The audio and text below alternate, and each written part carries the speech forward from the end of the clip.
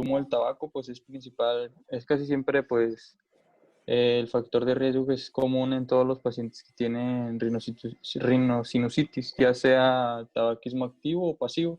Igual más adelante los vamos a comentar, pero pues sí, es buena tu respuesta, inclusive con lo del reflujo gastroesofágico.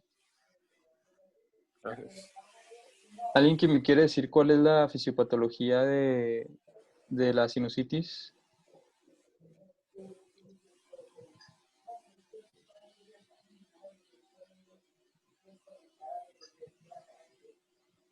Viene Yo, bien descrita. A ver, doctora Sandra, ¿verdad? Sandra, sí. No va Ajá. a ser porque va a haber una inflamación del proceso debido a las inmunoglobulinas que que en lugar de servir como inmune, van a facilitar la adherencia de las bacterias y crear el proceso inflamatorio. Algo así entendí. Bueno, ¿y qué inmunoglobulina hay en los senos paranasales? Eran la A, la G y la M. Ok, principalmente la A es la inmunoglobulina que secretan pues, las mucosas, pero es que es más simple la fisiopatología de la sinusitis. ¿Es así algo específico? ¿Es anatómico? ¿Obstrucción de algún seno paranasal? Bueno, más que el seno, pues del drenaje de los senos paranasales, ¿no? Ajá. ¿Y dónde drenan los senos paranasales? ¿Cómo se llama la estructura anatómica?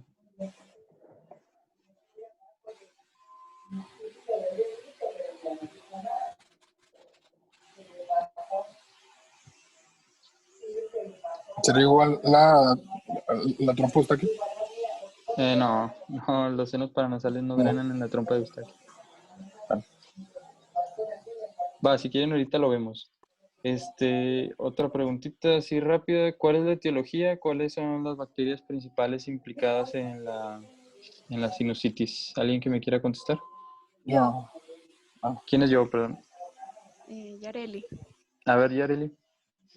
Está principalmente el estreptococo neumonía y también era el Haemophilus influenza, el Moraxella y los estreptococos de grupo A y B. Sí, muy bien, sí, esa es la etiología principal de la sinusitis. Pero hay que recordar que también es importante la etiología viral. Sí. Realmente los virus, pues, pueden ser los desencadenantes de la sinusitis, pero igual que con la otitis media, eventualmente termina haciéndose una infección bacteriana porque hay obstrucción del drenaje. Entonces eso hace un ambiente propicio para que se desarrollen las bacterias. Y bueno, ¿alguien que me quiera decir el cuadro clínico?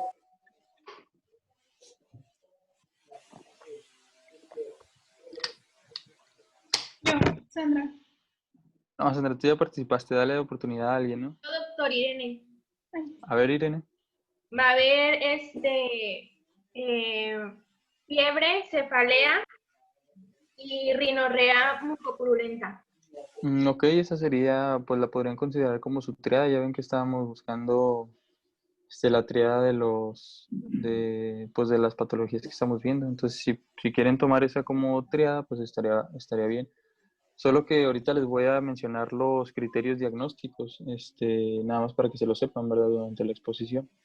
Entonces es la triada, pero no son los criterios diagnósticos. Y alguien que me quiera decir cuál es la proyección radiográfica que se usa de rutina en un paciente con sinusitis.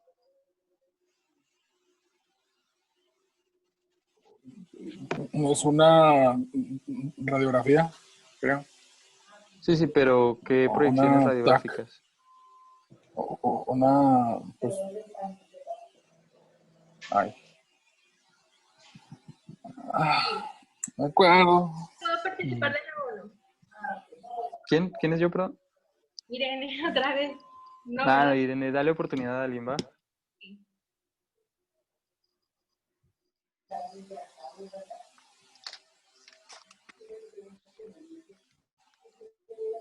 ¿Quién más? ¿Quién no ha participado? ¿No sería radiografía de los senos paranasales? Mm, ok, sí, pero bueno, es que no puedes pedir así exclusivamente radiografía de senos paranasal. O sea, digamos que tú ya tienes a tu paciente con sinusitis y pues le pides la radiografía. El radiólogo te va a decir qué proyecciones quiere, doctor, de esta radiografía y de qué área vamos a tomar. Doctor, ¿sería una frontoplaca de Cadwell? ¿Algo así? Sí, bueno, es una radiografía de cráneo, pero la proyección es Cadwell y lateral. Esas son las dos que se piden. Como Ah, quien ok. dice, le vas a pedir frontal y lateral de cráneo. Ujú. Y la otra que se conoce es bueno, a veces no se usa siempre, pero a veces también se usa, es la de Waters. Ah, sí. Sí, la de Waters es pues como que estás inclinado volteando hacia arriba y ya en ese momento te toman la radiografía.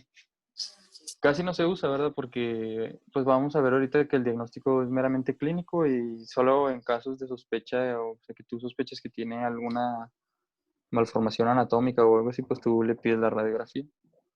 Y con respecto al tratamiento, alguien que me diga cuál es el tratamiento, cuál es Yo, ¿quién es yo? Bueno, por favor. A ver, Alfredo, hay que darle oportunidad a alguien, ¿va? Tú ya participaste. Arre, me yo pedo. quiero. ¿Quién dijo yo? Yo, Yo, Rebeca. bueno, ¿Rebeca? A ver, Rebeca. Bueno, vamos a usar un antibiótico que vendría siendo la amoxicilina o también podría ser la ampicilina y ay, no sé pronunciarlo. Sulfametaxazol también. Ok, pues igual nada más de los Y sulfametoxazol. también podríamos dar unos analgésicos para el dolor. Ujú.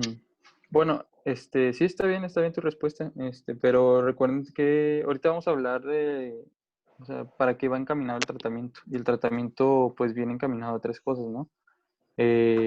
Descongestionar la nariz, aliviar el dolor y evitar la infección bacteriana.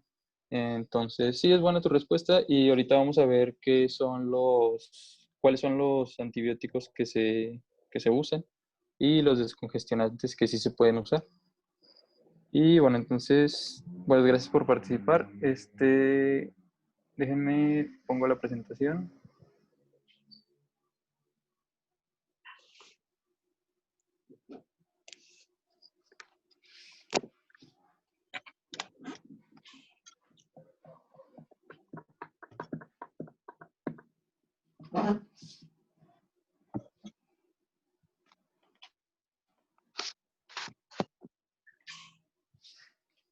¿Listo? ¿Sí la están viendo la presentación? Sí. Sí, Ok, vamos a empezar. Ahora sí les debo la frasecita, la verdad es que según yo ya la había puesto, pero pues ya en la presentación final no salió. Pero ustedes de todos modos pongan, ¿no?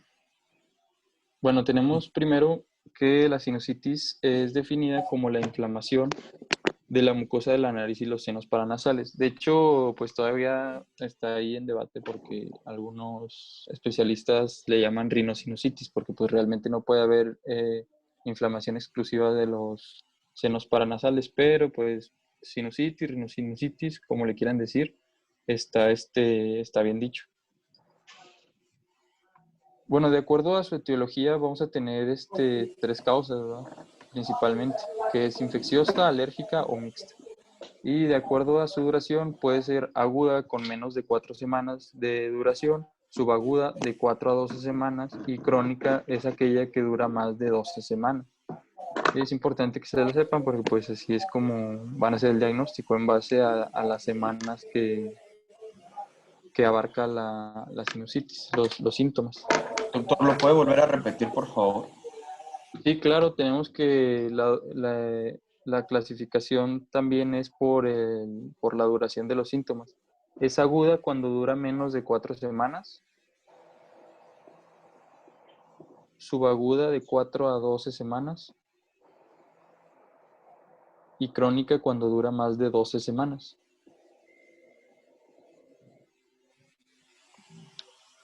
Gracias. Ok. Con respecto a la epidemiología, pues la sinusitis es considerada más una enfermedad se consideraba antes más una enfermedad del adulto, pero ahora se sabe que puede afectar a todas las edades sin distinción de género o edad. Bueno, anteriormente se creía que no daban los niños porque cuando les tomaban la radiografía a los niños no se observaban los senos paranasales. ¿Alguien sabe a qué edad aparecen los senos paranasales radiográficamente?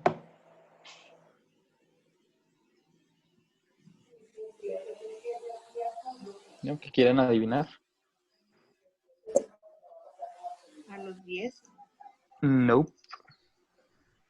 De los 3 años en adelante. Sí, bueno, se dice que 3, 4 años es la media, ¿verdad? Que aparecen los senos paranasales radiográficamente, porque anatómicamente ya están, solo que pues la radiografía no es tan exacta como para que se observen. De hecho, se sabe que algunos senos paranasales ya se están formando desde que el bebé está intraútero, entonces pues no es correcto decir tampoco que no hay senos paranasales en los niños. Y bueno, les decía que esta enfermedad pues, no tiene predominio de sexo o edad y en México no está bien establecido los datos de epidemiología de sinusitis, pero se sabe que es más común en los meses de frío y en lugares con cambios de temperatura importantes, en lugares en donde el invierno es muy extremo con respecto al verano. ¿Por qué? Pues porque aparte de la fisiopatología de esta enfermedad es que haya inflamación de la mucosa de la nariz y de los senos. Entonces, cualquier cambio de temperatura genera una inflamación de la mucosa. ¿Ya llevaron otorrino o todavía no? Todavía no. ¿No? Todavía Bueno, no. igual esto lo van a ver en otorrino, ¿no? Pero nada más para que pues para que ya se lo sepan. Con respecto a los factores de riesgo, tenemos sumergirse en aguas contaminadas. Los pacientes, sé que suena un poquito así medio extraño, que pues quién se va a meter en aguas contaminadas, pero pues en lugares donde que son de escasos recursos, o por ejemplo en el medio rural hay mucha gente que todavía se sigue metiendo al río o no sé, a lagos o algo así que hay ahí en las zonas donde viven. Y otros factores de riesgo tenemos la exposición a toxinas. Personas que trabajan con residuos de madera, con tintas, con solventes, que curten el cuero, todas esas personas pues están siempre en contacto con sustancias que van a irritar la mucosa nasal. Entonces también deben considerar preguntar sobre el oficio de la persona cuando están haciendo su historia clínica. El tabaquismo, les mencionaba, es muy importante como factor de riesgo en la rinosinusitis, tanto activo como pasivo. Por eso a los niños les puede dar sinusitis y pues realmente ellos no se están fumando, ahora si no son los papás. Algunas drogas, como pues principalmente la cocaína, ¿verdad? La cocaína, como es una droga que se esnifa, está en contacto directo con la mucosa de la nariz y pues por ende de los senos paranasales. Además de que la cocaína tiene la propiedad de que es un vasodilatador, entonces genera, como quien dice, una alergia, una congestión sanguínea de la mucosa, que también es la razón de por qué el tabique se necrosa en las personas que consumen cocaína. Tenemos también a la rinitis alérgica como otro factor de riesgo para desarrollar sinusitis. Tenemos la rinitis medicamentosa. ¿Alguien que se quiera animar a decirme qué medicamentos pueden generar rinitis medicamentosa?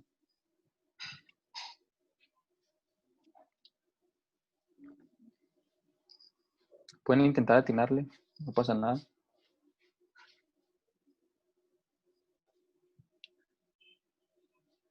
¿Pueden ser las penicilinas?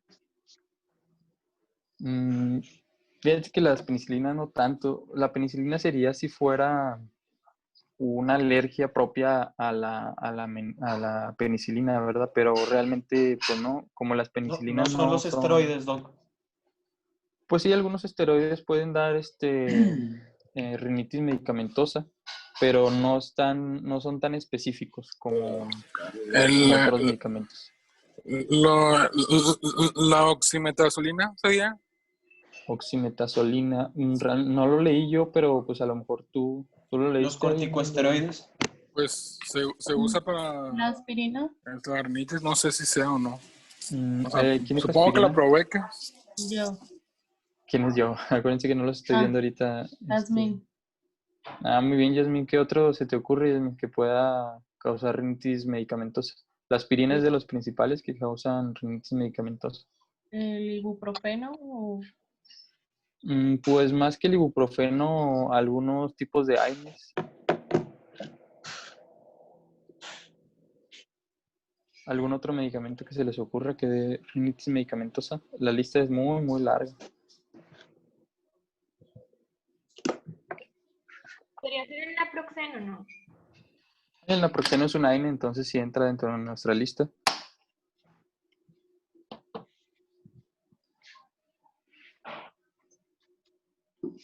¿Todavía no llevan farma o sí?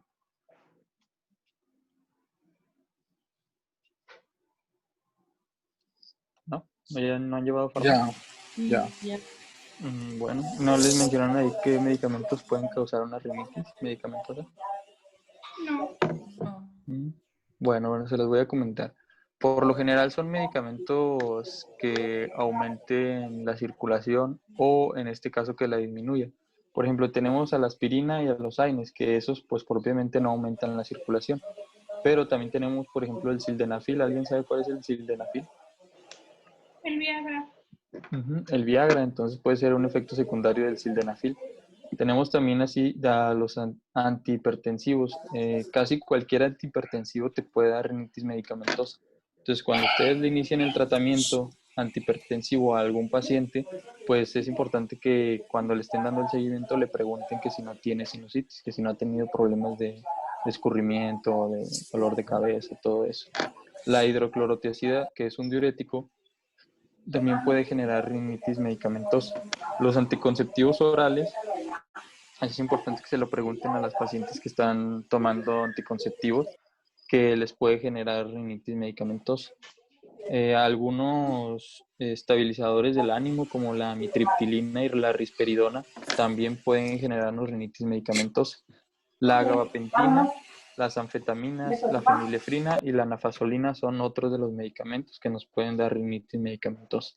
Pero bueno, principalmente tenemos la aspirina y los antihipertensivos para que lo sepan. ¿Alguien sabe, por ejemplo, qué otro uso tiene el sildenafil aparte de ser pues para la impotencia masculina? Es un vasodilatador.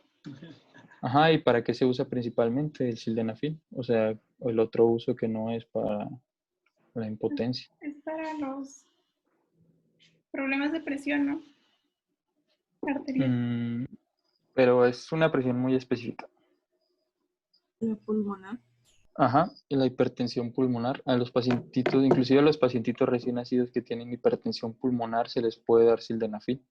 Entonces ellos también pueden tener una sinusitis secundaria en medicamentos por sildenafil. Bueno, continuando un poquito con la exposición, tenemos que también es importante como factor de riesgo la infección aguda de vías respiratorias superiores. Cualquier otra infección aguda pues nos puede dar sinusitis, puede ser otitis media aguda, puede ser laringotranqueobronquitis, puede ser bronquitis, puede ser rinitis, pues sí, rinitis aguda. Cualquiera de esas puede darnos como consecuencia la inflamación de la mucosa y por consiguiente sinusitis. Tenemos también que la enfermedad por reflujo gastroesofágico es un factor de riesgo. Esto es porque los pacientes que tienen reflujo gastroesofágico lo tienen mientras están dormidos. Al momento de estar dormidos, pues hay contenido gástrico que se va hasta la faringe y hasta la nariz y esto inflama la mucosa. Inflamando la mucosa pues nos genera sinusitis. Es importante que también pregunten la enfermedad por reflujo gastroesofágico dentro de su historia clínica del paciente con sinusitis. Con respecto a la fisiopatología, tenemos que en condiciones normales la función de los cilios con el flujo es barrer el flujo de moco a través de los orificios naturales y mantener los senos libres de agentes patógenos. El moco de los senos y de la cavidad nasal contiene inmunoglobulina, que ya había mencionado por ahí una de ustedes, la doctora Sandra, creo. La inmunoglobulina A, la G y la M, principalmente la A, porque la A es la que se secreta en mucosas. Y estas dificultan la adherencia bacteriana y facilitan su destrucción. Contienen además interferón, el cual inhibe la replicación viral. Los elementos más importantes que inciden en la función normal de los senos paranasales son los siguientes: la permeabilidad de los orificios, la función del aparato ciliar y la calidad de la secreción. Todos los factores que alteren una u otra forma el funcionamiento de dichos elementos van a ocasionar enfermedad sinusal. Y en primer término se va a obstruir el orificio del seno y se va a afectar la ventilación, o sea, no va a haber ni entrada ni salida de aire. Se absorbe el oxígeno en la mucosa o va a hacer efecto de válvula y se va a escapar el oxígeno y va a quedar, se va a generar una presión negativa que va a permitir que la flora nasal, que no debe estar dentro de los senos paranasales, se migre hacia los senos. La inoculación de estas bacterias en un seno obstruido, que va a estar lleno de líquido porque no va a haber drenaje de las secreciones, es el inicio de un cuadro de sinusitis. Esa viene siendo la fisiopatología.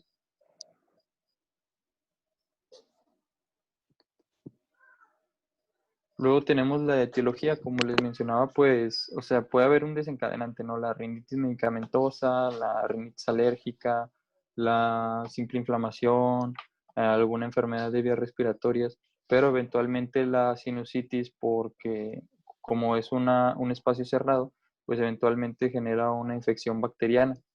Entonces, ¿cuál es la etiología de las bacterias principales en la sinusitis? Tenemos el Streptococcus pneumoniae, el Haemophilus influenza y la Moraxella catarrhalis. Realmente estos tres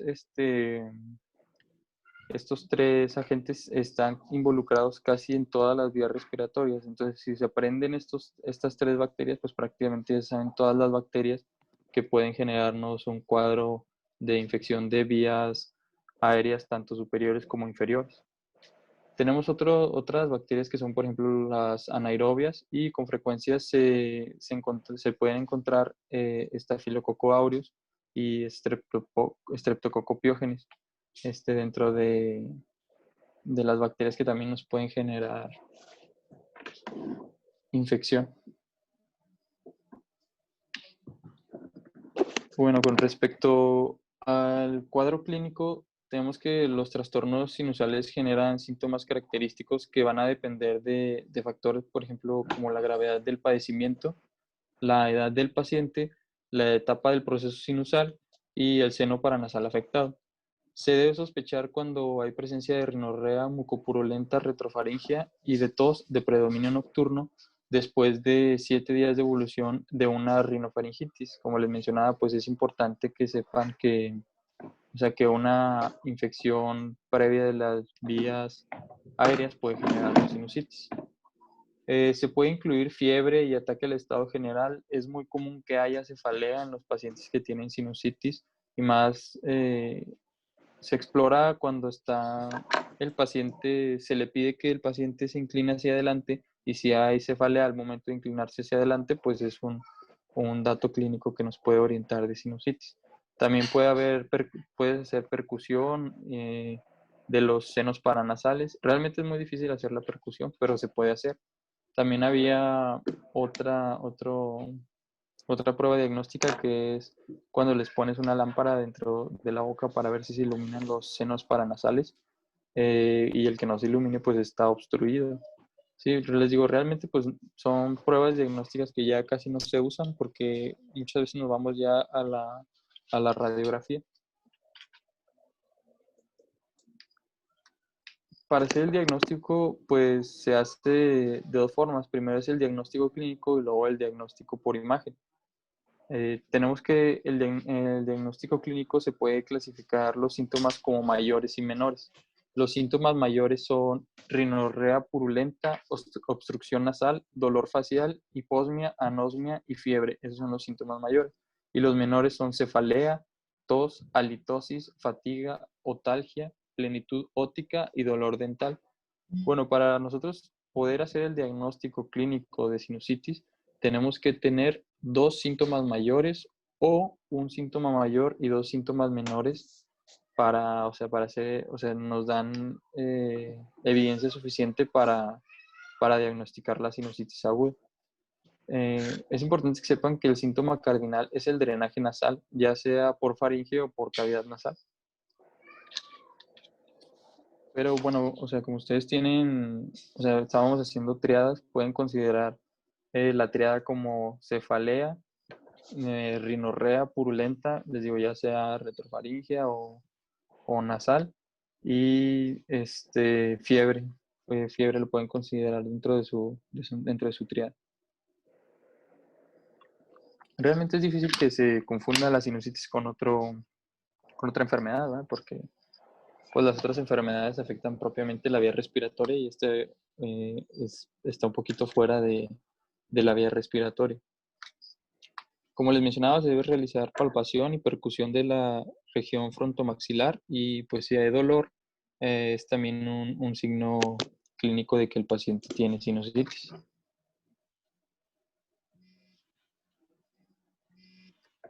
Con respecto a las pruebas diagnósticas, las técnicas por imagen se pueden usar de forma confirmatoria cuando los síntomas son vagos y los hallazgos clínicos son inexactos o cuando hay enfermedad clínica persistente.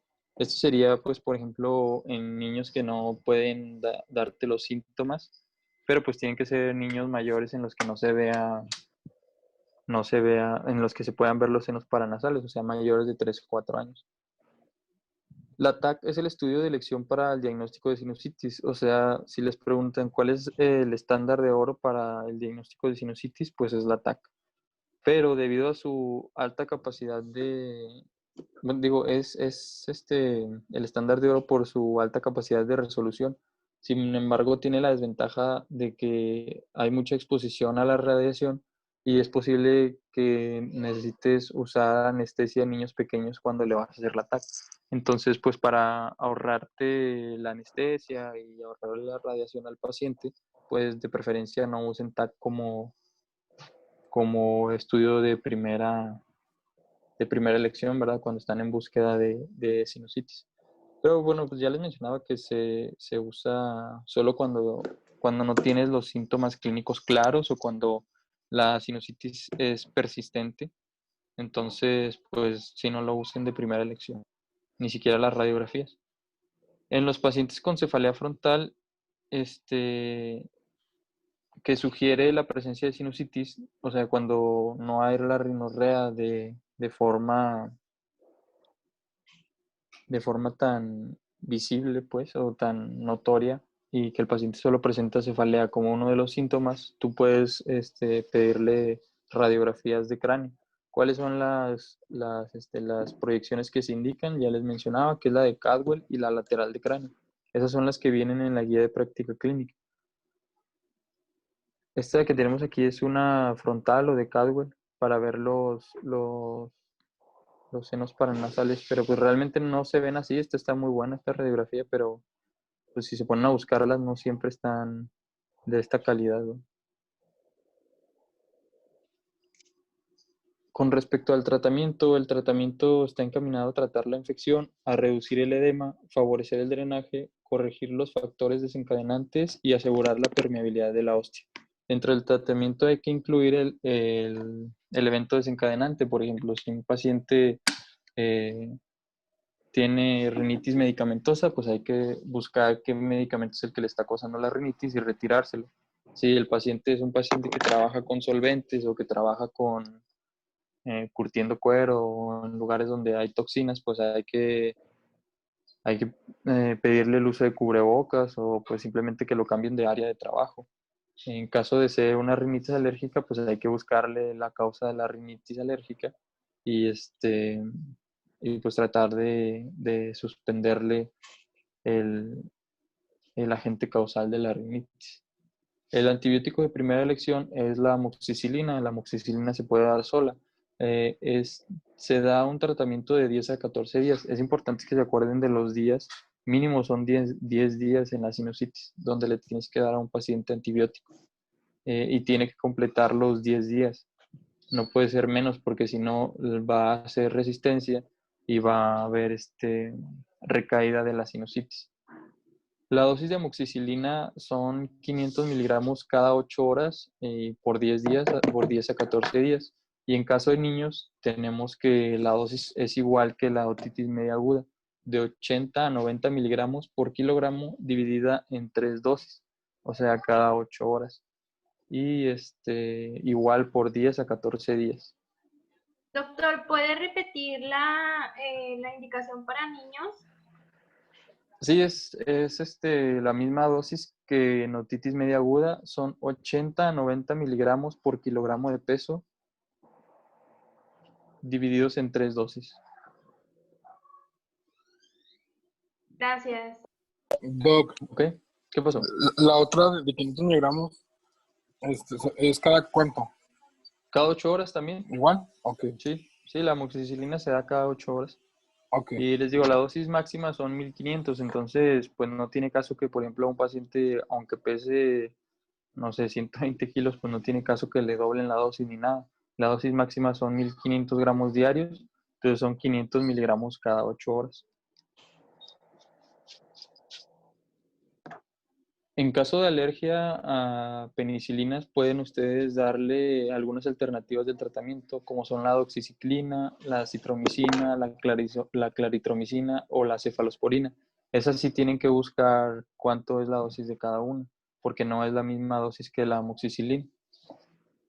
Y puede asociarse un analgésico y un antipirético. En este caso, pues los que son de preferencia el paracetamol, porque no está dentro de nuestra lista de los medicamentos que nos pueden generar rinitis medicamentosa. Si en caso de que haya alergia al paracetamol o algo, pues le pueden dar naproxeno al paciente, y igual pues cada 8 horas, 250 miligramos. O en caso de ser niño, pues le pueden dar un jarabe, ¿verdad? Ahí ya varían un poquito las dosis de los analgésicos, entonces esas sí tienen que buscarlas. Se pueden incluir lavados con soluciones salinas, antihistamínicos o mucolíticos para ayudar el tratamiento. La guía de práctica clínica no lo recomienda, pero pues, o sea, eso ya es más entre acá, pues pues para que lo sepan, ustedes pueden sí incluir alguno de estos medicamentos. Les digo, las soluciones salinas, que pues simplemente es decirle al paciente que, no sé, que diluya agua con sal y se lo pase por una jeringa en la nariz del bebito o del mismo, para ver si descongestiona los senos paranasales. Realmente casi nunca se usan o sea, bueno, pueden enviarlo ustedes al otorrino para que les haga un lavado también, ¿verdad? O sea, ellos los hacen más especializados. No se recomienda el drenaje quirúrgico, eso solamente se recomienda para pacientes que tengan complicaciones. ¿Y qué más les iba a comentar? En caso de haber complicaciones, alguien que me diga cuáles son las complicaciones más comunes de la sinusitis. Yo, A ver, ¿quién es yo? Adrián, ¿Qué pasó, Adrián? las complicaciones, ¿verdad? Ujú. Pueden ser tanto extracraneales como intracraneales, ¿no? Ok, sí. En las extracraneales tenemos que era la celulitis periorbitaria, Ujú. absceso orbital y perióstico. Ujú. Son las extracraneales. Y las intracraneales, la meningitis, absceso y trombosis del seno venoso. Ok, sí, cualquiera de esas complicaciones es motivo de envío al paciente a segundo o tercer nivel. Cuando ustedes vean que un paciente con sinusitis empieza con alteraciones visuales, con dolor orbital, con eritema facial o cambios en el estado mental, es urgente que lo envíen a valoración por el otorrino. Bueno, esto es por la proximidad con los senos paranasales con la órbita. Y pues para evitar todas estas complicaciones, y la más grave vendría siendo la meningitis, pues es motivo de envío, ¿verdad? A otorrino. Son muy extrañas, la verdad, las complicaciones por sinusitis. Casi siempre se trata al paciente y es extraño que nos dé una celulitis periorbitaria o algo así. Pero pues hay que tomarlo en cuenta, ¿verdad? Pues, si algún día se lo topan, pues para que lo envíen directo al otorrino. Y pues listo, con eso terminamos sinusitis. ¿Quieren agregar algo? ¿Quieren comentar algo?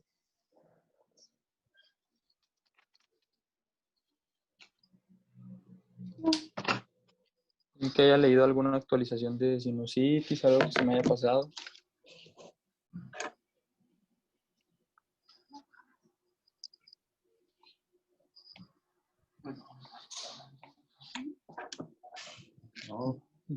No, bueno.